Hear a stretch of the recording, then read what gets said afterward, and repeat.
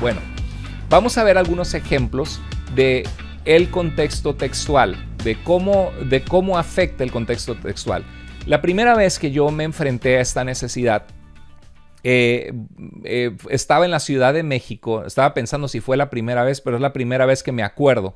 Estaba en la Ciudad de México, me estaba congregando en la iglesia.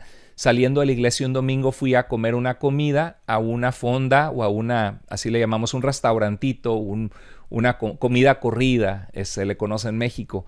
Y estaba platicando con la señora y los domingos a veces platicaba con ella. Me dijo que era testigo de Jehová y yo le estaba compartiendo de la salvación en Cristo.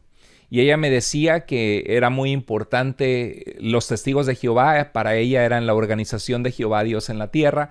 Y yo le decía que en Cristo estaba la salvación y que Cristo era suficiente, que Él es el camino, la verdad y la vida, y que nadie puede llegar al Padre si no es por Él.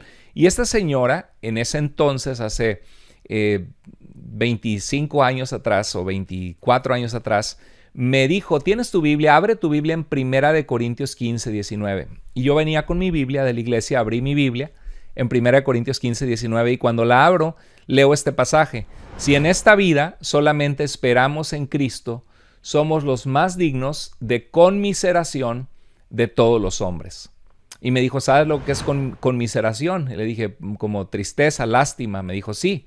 Entonces dice, no solo es que tengas tu fe en Cristo, sino que hagas las obras que Jehová quiere, que seas parte de su organización.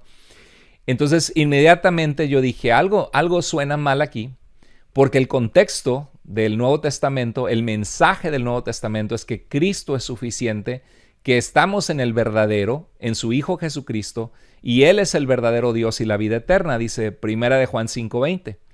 Entonces inmediatamente me acordé y dije, tengo que leer qué dice antes y qué dice después.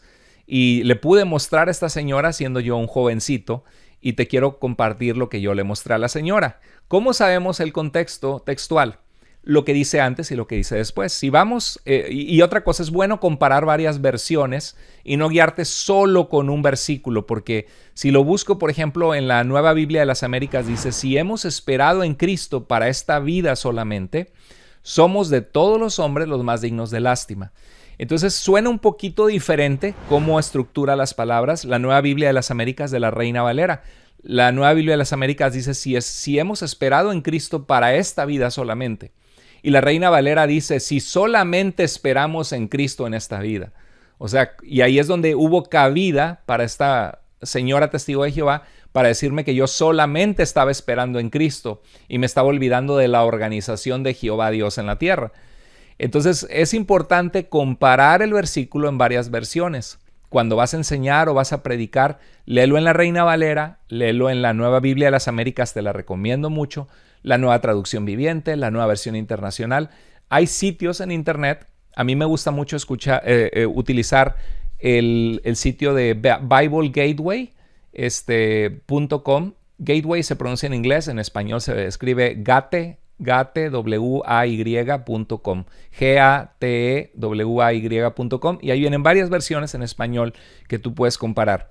Entonces, vamos a ver lo que dice antes este texto.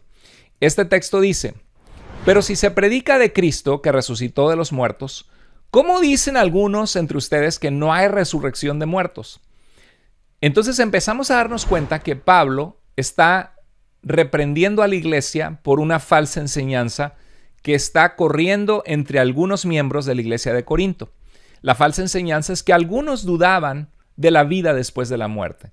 Pensaban que la vida se acababa y ya no había nada más después de esta vida. Me acuerdo de la filosofía de los epicúreos. Pablo discutía en Ateas con los epicúreos y estoicos, eran dos filosofías importantes, y los epicúreos decían que no existían los dioses, no había vida después de esta muerte. Entonces los corintios, siendo de la cultura grecorromana, algunos de ellos pensaban esto, igual que los saduceos. En el judaísmo, los fariseos creían en la vida después de la muerte y en la resurrección. Los saduceos negaban la resurrección de los muertos. Entonces parece que algunos estaban en la iglesia de Corinto creyendo que te morías y aquí se acababa todo. Ya no hay cielo, no hay infierno, no hay juicio ante Dios, todo es esta vida y punto.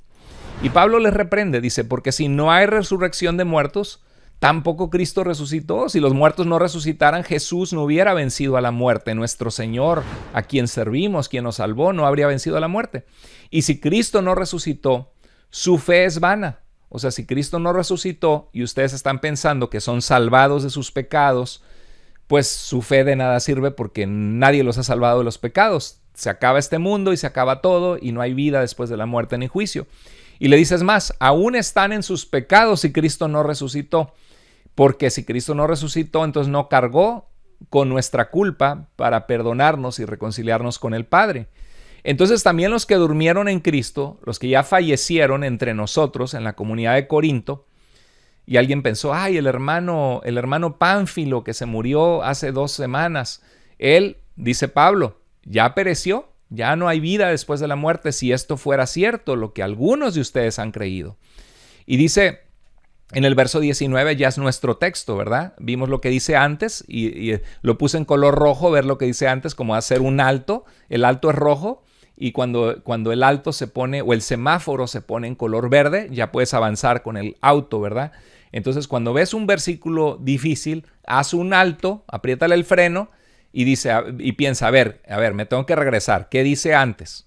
Y a veces hay unos que aunque te regreses y vayas, dices que no le entiendo. Eso es normal, porque estás familiarizándote con el lenguaje bíblico, con la teología bíblica. Pero muchos, si te regresas antes, lo lees después y dices, no puede ser esto que me estoy imaginando.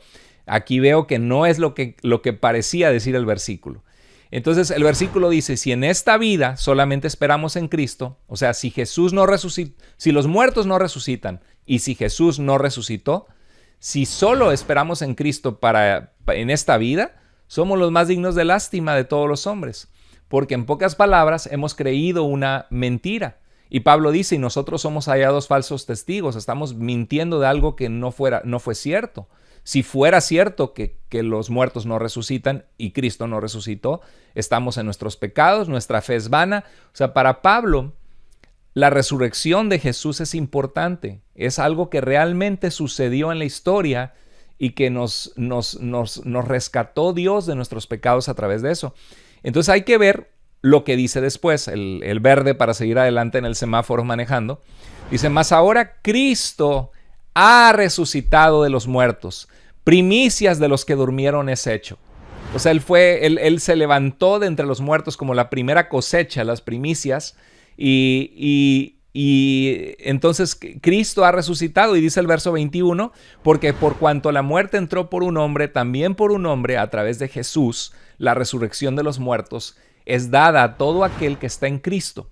Por eso Jesús dijo, yo soy la resurrección y la vida, el que cree en mí aunque esté muerto vivirá. Entonces te fijas, lo que me dijo esta señora testigo de Jehová no tenía ninguna validez y lo descubrí porque me fui a leer lo que decía antes y lo que decía después. Vi 1 Corintios 15, 19 en base a lo que decían los versos 17 y 18 y lo que decían los versos 20 al 21 y me di cuenta que Pablo solamente está hablando de la suposición de que si fuera cierta la falsa doctrina que no hay vida después de la muerte, entonces seríamos dignos de lástima de esperar en Cristo.